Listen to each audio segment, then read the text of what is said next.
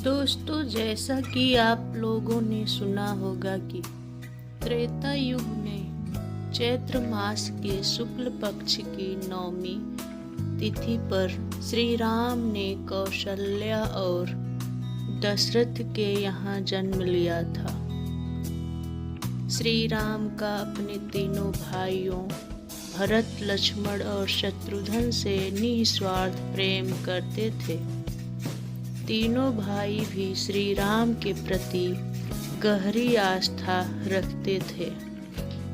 जब श्री राम, लक्ष्मण और सीता अयोध्या छोड़कर वनवास के लिए निकले, उस समय वहाँ भरत और शत्रुघ्न मौजूद नहीं थे।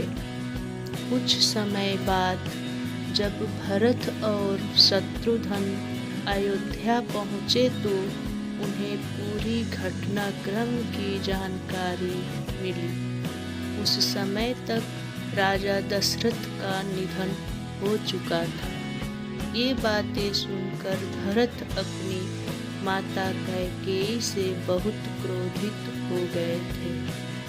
भरत ने राजपाट स्वीकार करने से मना कर दिया और उन्होंने तय किया कि वे राम को वापस अयोध्या लेकर आएंगे।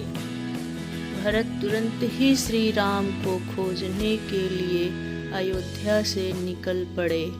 उनके साथ कौशल्या, कैकेयी और सुमित्रा भी थी। साथ ही सभी मंत्री, अयोध्या के लोग भी भरत के साथ श्री राम को वापस बुलाने के लिए चल दिए। श्री राम, लक्ष्मण और सीता के साथ चित्रकूट में ठहरे हुए थे। भरत शत्रुघ्न के साथ तीनों माताएं, मंत्री, सेना और अयोध्या के लोग भी चित्रकूट पहुंच गए। वहां सेना और अयोध्या के लोगों को रोककर भरत शत्रुघ्न श्री राम की कुटिया में पहुँचे। दोनों भाई राम के चरणों में गिर पड़े और वापस चलने के लिए निवेदन करने लगे। भरत शत्रुघ्न ने बताया कि पिता राजा का निधन हो चुका है। ये समाचार सुनकर श्री राम दुखी हो गए। भरत ने कहा कि आप तुरंत अयोध्या चलें और राजपाट संभालें।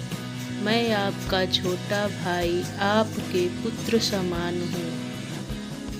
कृपया मेरा निवेदन स्वीकार करें और मुझ पर लगे सभी कलंक को धोकर मेरी रक्षा करें।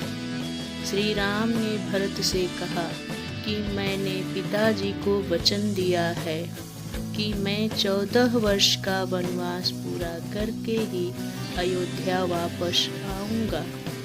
तब तक तुम अयोध्या का पालन करो। तब भरत राम की चरण पादुका सिर पर रखकर अयोध्या लौट आए।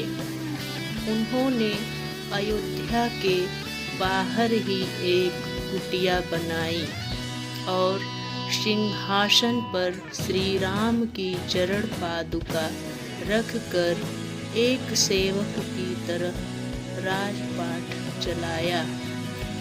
दोस्तों, इस कहानी में श्री राम और भरत का ये प्रसंग हमें बताता है कि भाइयों के बीच परस्पर निस्वार्थ प्रेम होना चाहिए।